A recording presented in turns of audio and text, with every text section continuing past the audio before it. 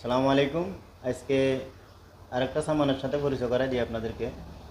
বাসিমা cake, বাসিমা cake বলা হয় এটাকে।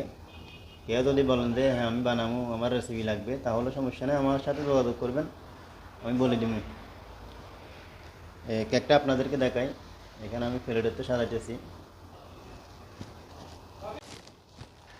এগুলো হলো কেক বাসিমা, একদম সফট।